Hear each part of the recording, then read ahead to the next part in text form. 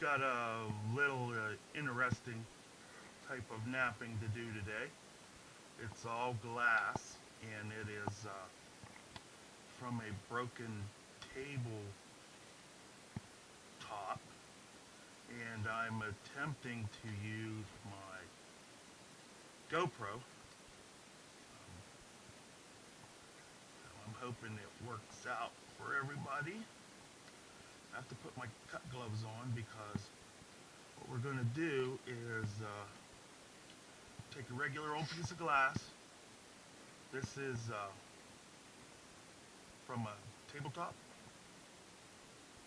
And what we're going to do is use a glass cutter, cut a piece off, and then pressure flake it into an arrowhead.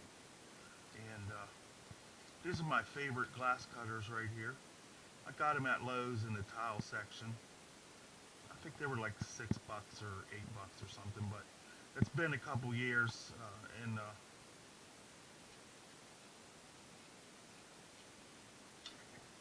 it's been COVID, you know. So all we gotta do is make a scratch line, put this in the middle.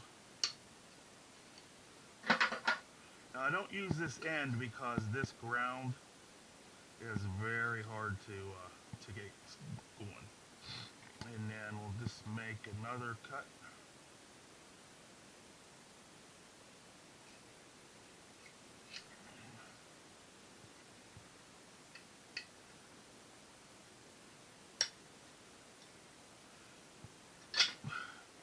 And it works with slabs.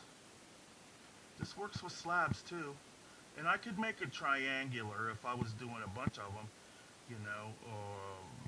So there's no waste. But for now, we're just gonna do. Oh, I got something new. You can see here I got a 15-pound anvil to actually flatten my copper with instead of grinding it. Um, I twist it like everybody does, and then I pound it to flatten it. Makes it pretty sharp and pretty hard. And now I've got a little hammer somewhere. I don't really need it right at this minute anyways.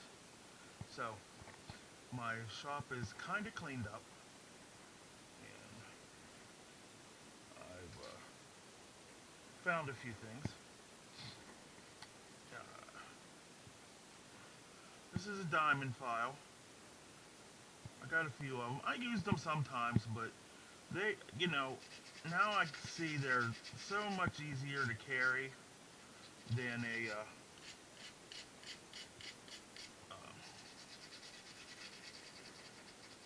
stone, like a grinder, and they work so fast. And the way I do these rectangular pieces, because if you buy, this is, now I'm not capping on anybody, but if you buy a triangular piece, they're gonna, if this was wider, they would cut here and here and here. And they would sell that as, say, let's see, 1, 2, 3, be 9 inches.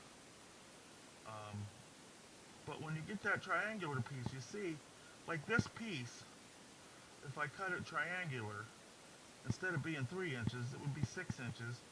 And this inch is almost always going to break off. This tip, almost always going to break off. So, now I have my pressure flaker. It's just a stick that I made, and I drilled a hole, and I put the copper in, and I ran a screw in until it hit, and then I measured that distance, and I cut off the excess. So, you know, I just have a little flat metal screw in there. And then I need my hand pad, which, where did I put it? This is all my tools. I'm trying to sort them out, what I want to keep and what I want to get rid of, because I'm giving a bunch away to some of my friends, because I just have too much. And I don't really like having so much because it makes it hard to decide what to use. wish I knew where my little... See, there's something down there. Now this is what I normally use for a brader. It's just a fine grinding wheel. And I know I've got... I just don't know where it went.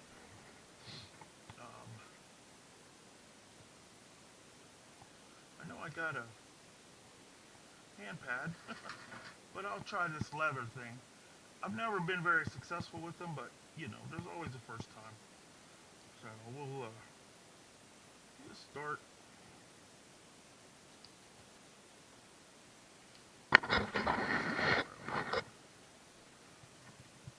On this abraded. Maybe it's gonna need more abrasion.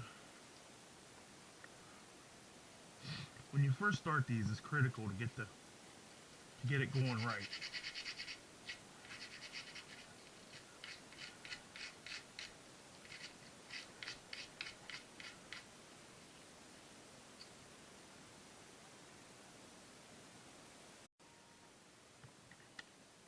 Okay, I don't know where my real hand pad went, so I got this one I started to make. I'm just going to modify it to be a hand pad, and all I'm going to do is cut a groove.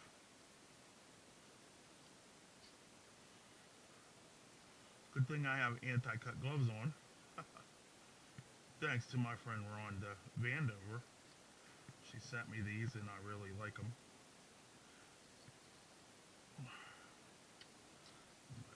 Yeah, I just need a little groove for my flakes to fall into.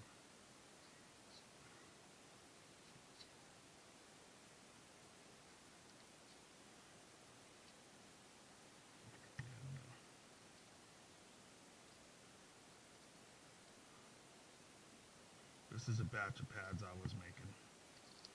I don't have any of that fancy, fancy stuff.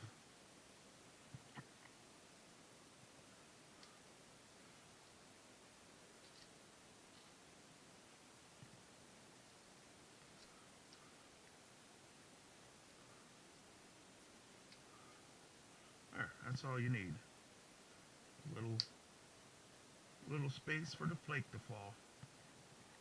Now, I gotta get this phone where I can see and make sure we're in frame. Oh, that didn't work. Let me put this over here. There, now I can see and make sure I'm in frame, and you can see my other phone a little bit that's on the charger. So, all right. Now we've got our edge heavily abraded, and the first place I like to start is the easiest place to get a flake, and that's right on the corner. It doesn't take that hard. This is from a shelf unit.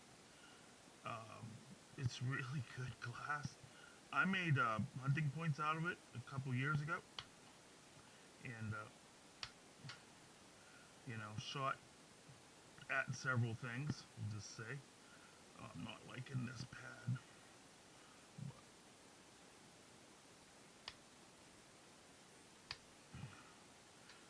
we're not always going to have the stuff we like. It's spring now, so all the bugs are coming in attracted to the light. I have to get my bug light out. But it's going to rain later, so... Okay. I like this way where you can see what I'm doing and I can see what I'm doing. See, I don't have no Ishi stick or anything. I do use an indirect stick sometimes, but I'm getting away from that because I don't like it anymore. And you can see I'm just stacking the flakes on top. This is going to be basically a quick hunting blade. I like to clear it all the way down.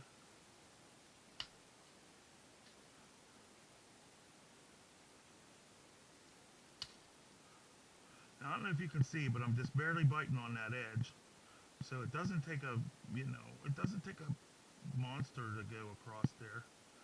And if you only got glass, which is what I had for many, many years, and you just want to make a hunting point,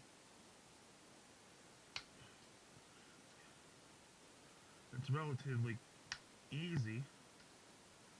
And like I said, I guess my pad and my other abrader, or wherever my little hammer is that I use to pound this triangle on here. Now, I don't like it round because I like to have 4 sides, and then whenever I have to shear back, I have that edge. See, there's one side almost halfway done.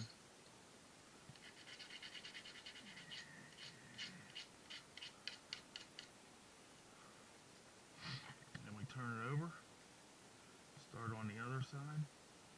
Now you can space these out more, or you can bring them closer.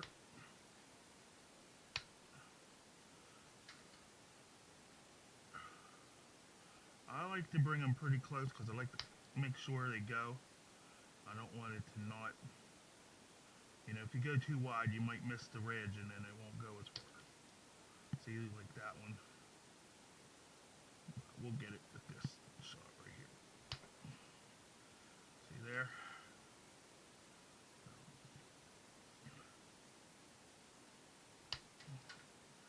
And this is just, if you get obsidian slabs, or, even jasper or flint slabs, this would be the same thing, except the jasper and the flint will be a little harder. The main thing not to do on this is squeeze in. I just squeeze on this back edge to hold the piece from moving. And then I'm actually, if you see, can you see that angle? I'm actually pushing. I can build all the pressure I want and then just pull a little and it snaps right off. See, I'm at this angle, build all the pressure I want and then just pop a little and it comes right off.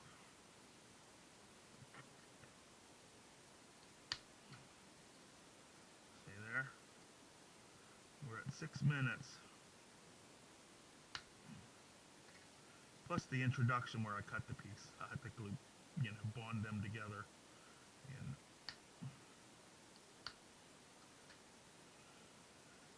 now, see, doesn't that look, looks pretty amazing, to me anyways. And then we turn it over.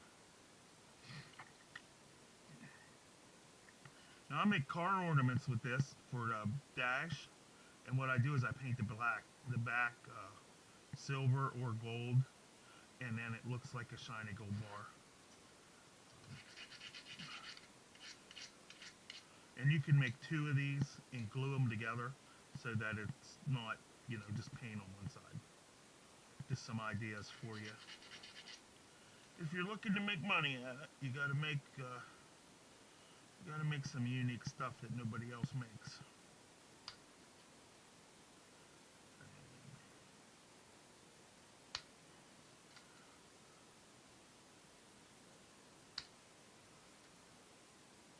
Now, I'm not really fond of slabs, and I'm not fond of pressure flaking, but if you're making hunting points, if you're making pretty points or fine points, you've got to do some pressure flaking. Which, when I learned the indirect from Jack Crafty's channel, I didn't do pressure flaking anymore, because if you're just making a basic hunting point, you don't really need it. Now, I'm trying not to go I'm trying to go just halfway so it doesn't end up with, you see these little, so it doesn't end up with that. And that's the hard part, is getting them to meet just in the middle. Now you can have your pad made so that when you're halfway, that pad stops that flake. You know, I should have a shorter channel on this, but you know, then it doesn't work on bigger stuff. So it's always a give and take. See, now there I've got going the wrong way, so it's going to take some, it's probably going to take some diamond to get me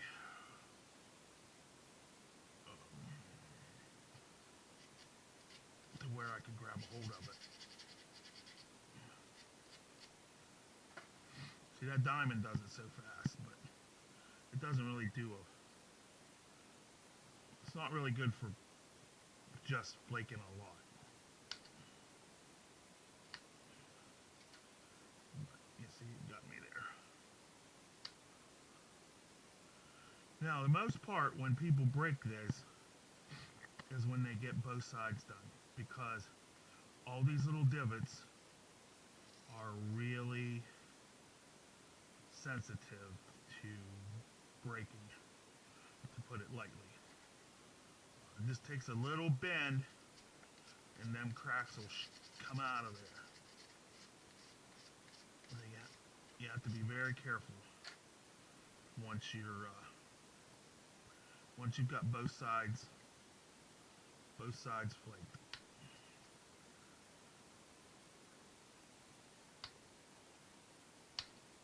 Because it'll be just like a glass cutter. When I did that little scratch and bend it, and it cut perfectly, that's what'll happen to your piece. It'll fold right in half.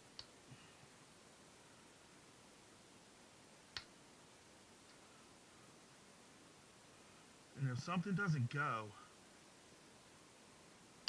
it either needs more braiding or you're pushing wrong.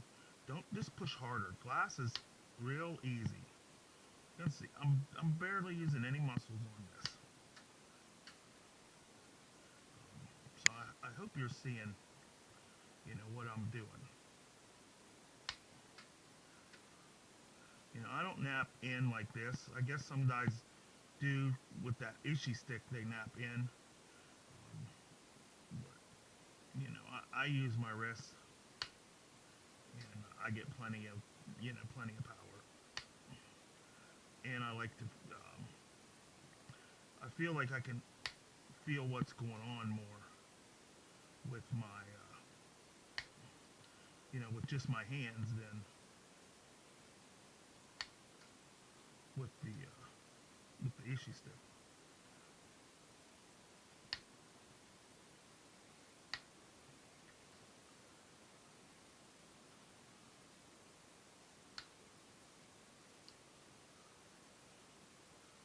So there we go. We got both sides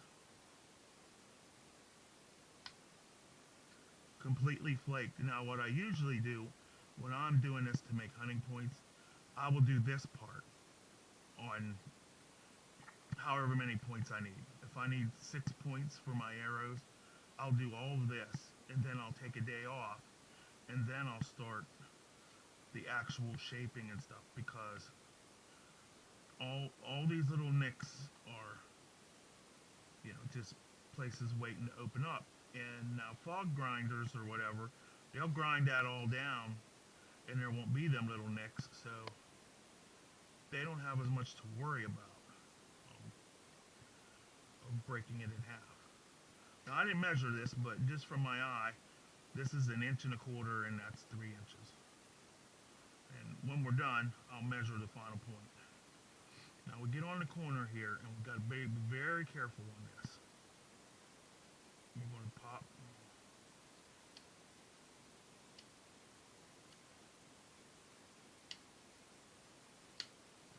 Now, the thing you got to know, this is already thin enough. You see that glass? That's not even an eighth of an inch. So we're just shaping, and then we'll have our final sharpening. So we do not need any pushy flakes. We just need little. See, I did there. I did there. Now I'll come off of that. And I'm actually flaking like this direction, this direction, this direction, not this direction. That's when they'll break. And they'll still break sometimes even.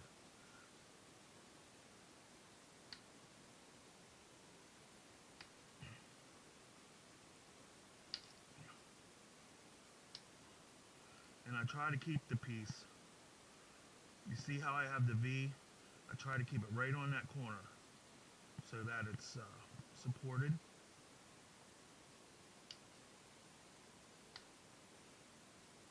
And I just take the littlest flakes until I get this all zigzagged out.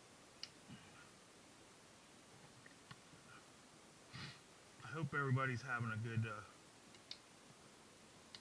good week, month, or year. But I need some more watch time, guys, so I don't really know where I'm going. I'm doing this tonight, and before work tomorrow, I think I'm going to start I'm going to build an aluminum melting furnace, and I think it'll be able to melt copper too. But I want to start doing some metal work, and I also want to start doing some fishing stuff. I've been doing it a little, but the weather's finally warm enough for me. But we've had like 3 floods in the last week. It's just been ridiculous here. But once the water settles down, I'll be having fishing videos. I'll be having wild foods, like going out and looking for wild foods and medicines, napping, working hides. I've got a bunch of squirrel hides and deer leg hides and 2 deer hides and a coyote hide. Now see, this is where you could get in trouble because it won't go either way. So I just start at the other end, and I don't try to push it. Give it a minute where you can think about what's going on, and then you won't break it quite so easily.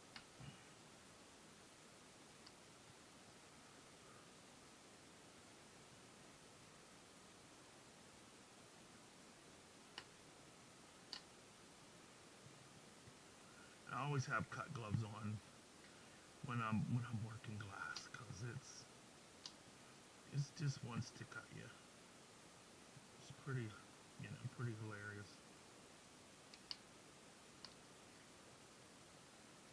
Now you see when I'm pushing this, I'm pushing along the edge so that it's not trying to bend anything.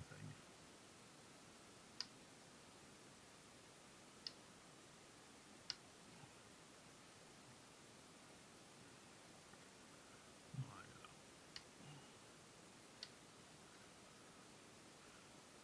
17 minutes. Wow.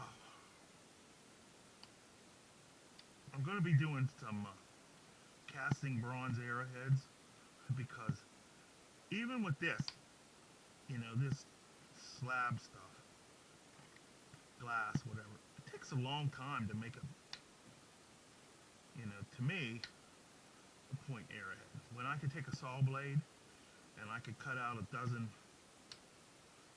blades out of it, say 5 minutes, take them over to my sanding grinder and sharpen them in another 5 minutes, and have them on the arrows before before I even get one stone point made. And that's why the natives went to metal. You know, the Native Americans went to metal because it's so much quicker. It's not really better or worse because I killed things with glass arrowheads. I missed and hit trees and even with flint arrowheads too. You know, there was a long time ago when I was testing them, I had an old metal car door, and I was like, let me see if what this flint arrowhead will do.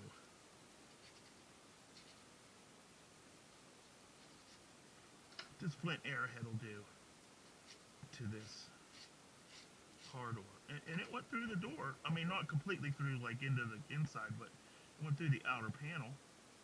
And you know, I only shoot a 50-pound bow. I shoot a heavy arrow though. I like I like 12 or 13 grains per pound because I want the silence. You know, if you have a heavier enough arrow, your bow don't really make any sound because it absorbs all the energy, and it has a lot of momentum. You know, when it's a heavy arrow, it has a lot of momentum.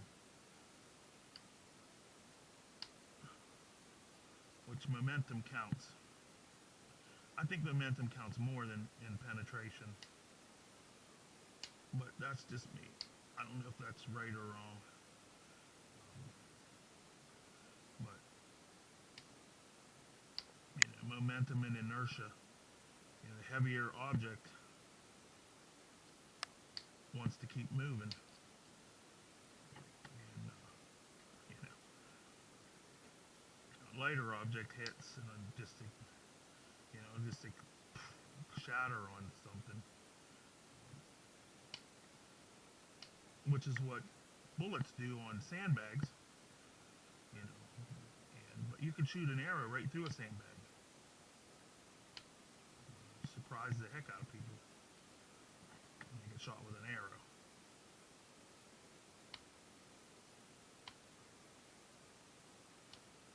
Okay, I'm gonna take a break because I gotta repoint my pointer, my pressure flaker, and then I'll be back, and that'll be part 2.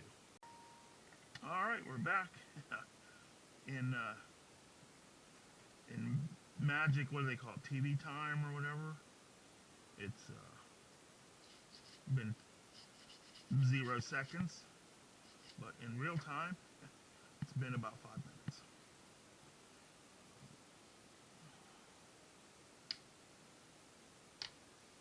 I might just tie it all together one long video, so you don't have to hunt around or do a playlist. I haven't figured out how to do them yet, but I probably need to start doing them instead of the disjointed videos that I do. I have a pressure.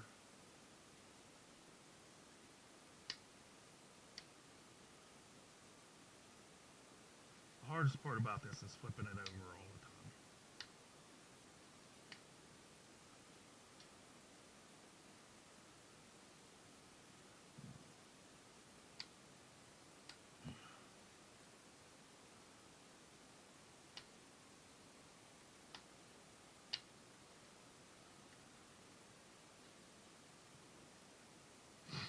Now sometimes when I have pine pitch glue, and I do make some arrows with that, but when I want to make a hunting arrow, I really want these to stick in and not come off the arrow. The best thing I found is black E6000. I stuck these arrows in. I had to cut the tip off, you know, the end of the shaft off to change the point because it wouldn't cut loose. You know, I was squirrel hunting with it, and I missed several squirrels, and some of the tip broke back. But when it breaks like this, and it's just still sharp. That's the other good thing about glass. When it breaks, no matter how it breaks, it's still sharp.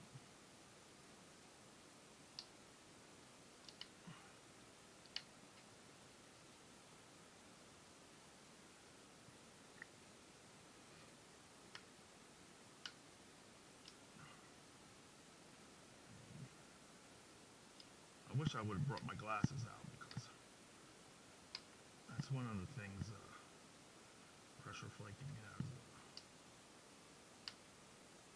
gotten harder for me for. Okay, now we've got all of our edges. Haven't done the ends because um, I like this flat base to put it into the arrow because it doesn't split. And so now all we've got to do is start working back a point, a tip, and it's just more of the same thing. Just pressure flake down.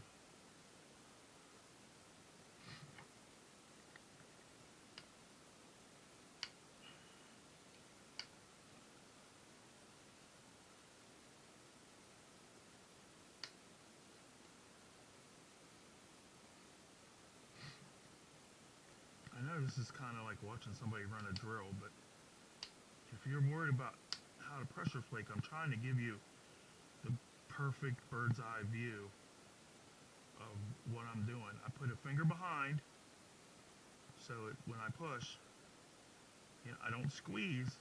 I just hold it in place and I have a finger behind. I can push that into it.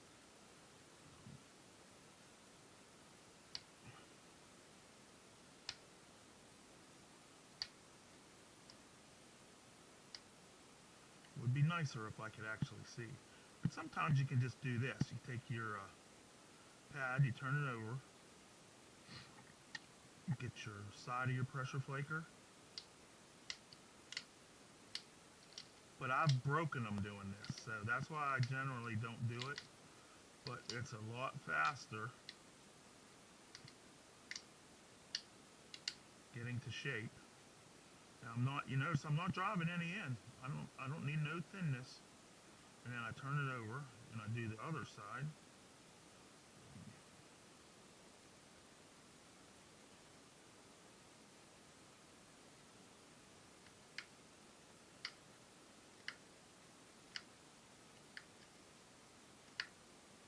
But this side's beveled wrong, so. But we're going to continue to do. Now once I did that, so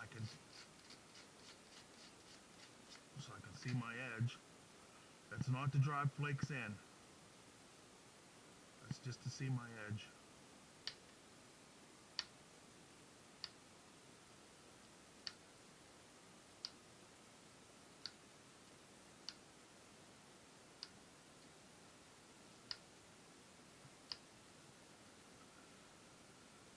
And then do a little bit more. I think they call it scrunching.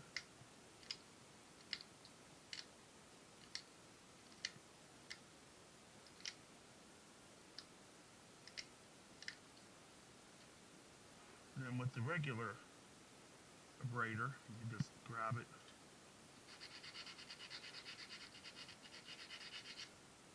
To where you can see.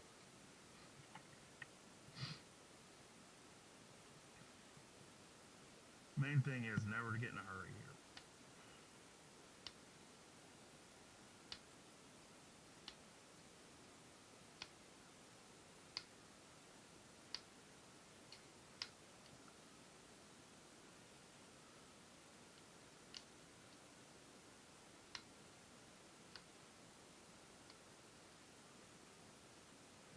And if it's glass and it don't break, find a spot that does break.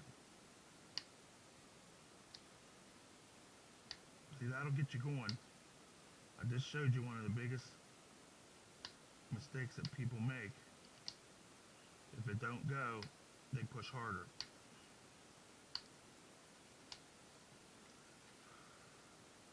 Which you don't need to do. Okay, we're gonna do a little bit the other way. I'm trying to keep it one side so that I have one side that's really pretty. but I gotta come a little bit on the other side so I don't get all flakery.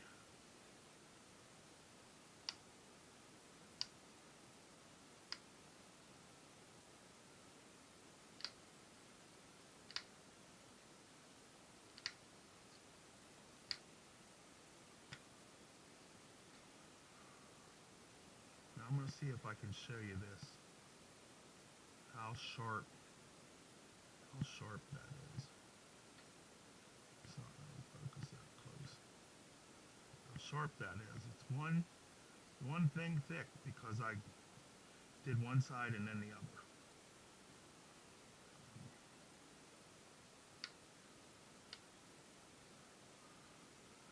Okay, we're almost to the center, so we're going to start the other side. Do a little grinding.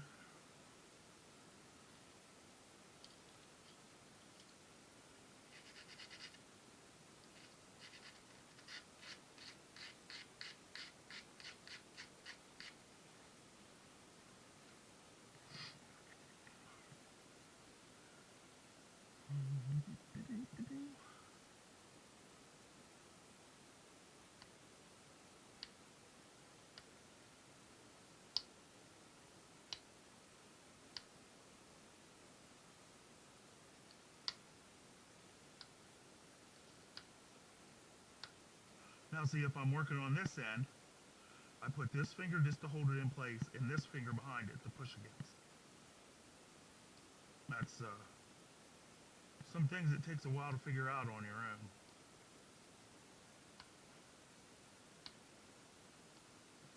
And then if it doesn't want to go, you've got to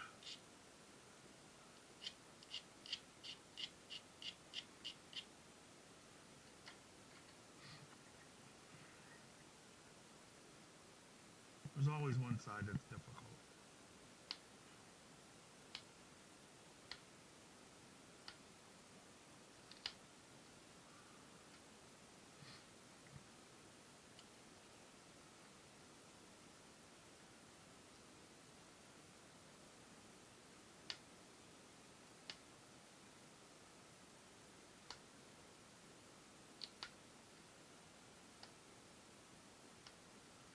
And the funny thing is I can legitimately barely see because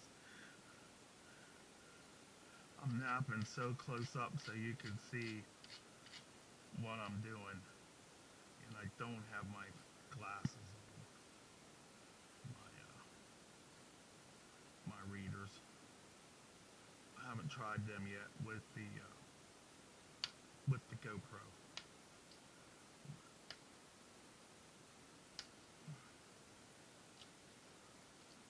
It'll be coming.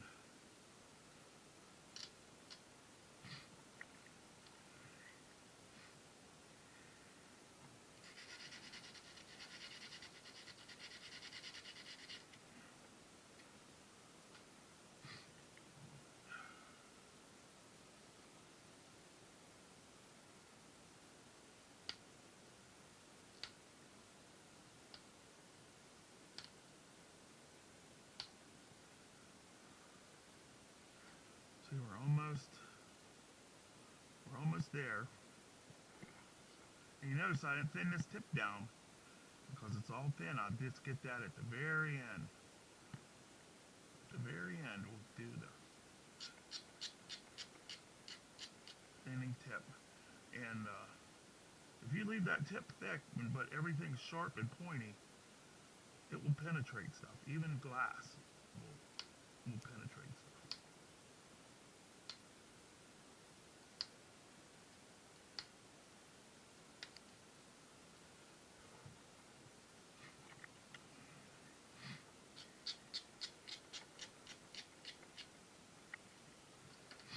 And you don't need that Cahokia. Yeah, I'm going to start some trouble. You don't need that Cahokia thing. Cahokia point to hunt with. Yeah, I know. You know, people are going to be, I don't know what you're talking about. Yeah. I know a lot lot of guys that killed a lot of points, you know, a lot of things, I guess, with the Cahokia.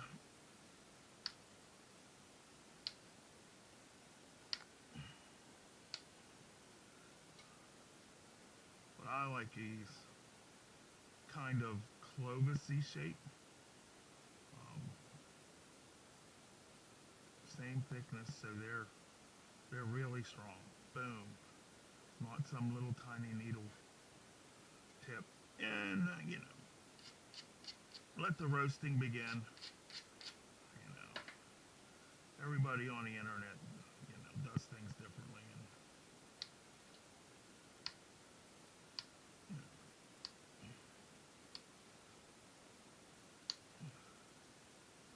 there's always somebody who does better. And there is, you know, I mean,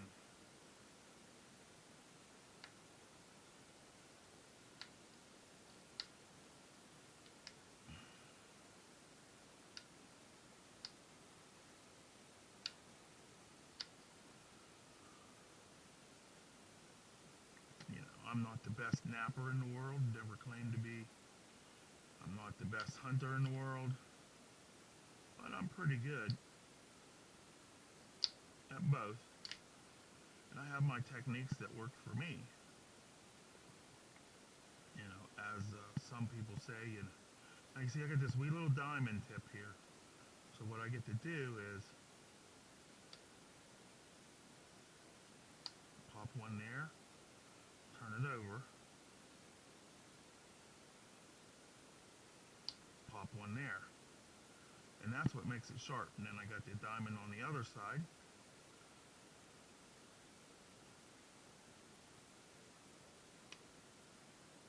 Pop one there, turn it over,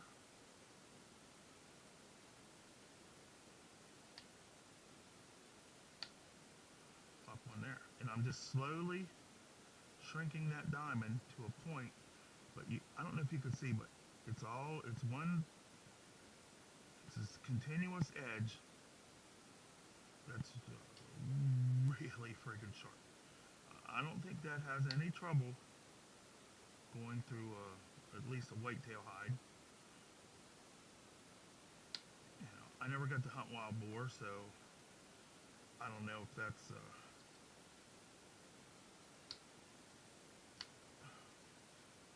harder or more difficult. Now there's the basic blade. Let me see here. There's the basic blade, and that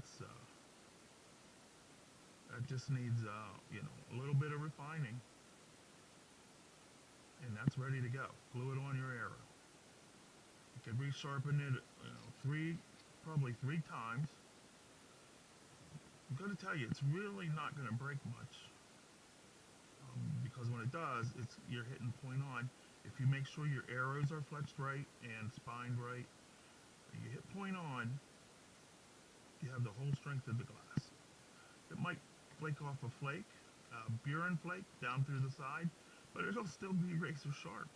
So it'll still continue through the animal.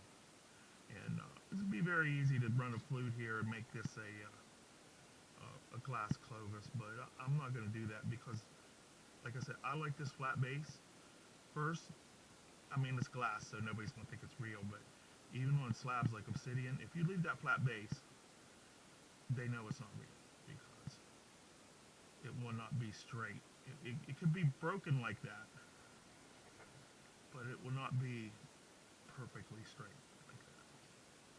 So, okay, that's the video. I've got to edit it and get it uploaded. Have a good night.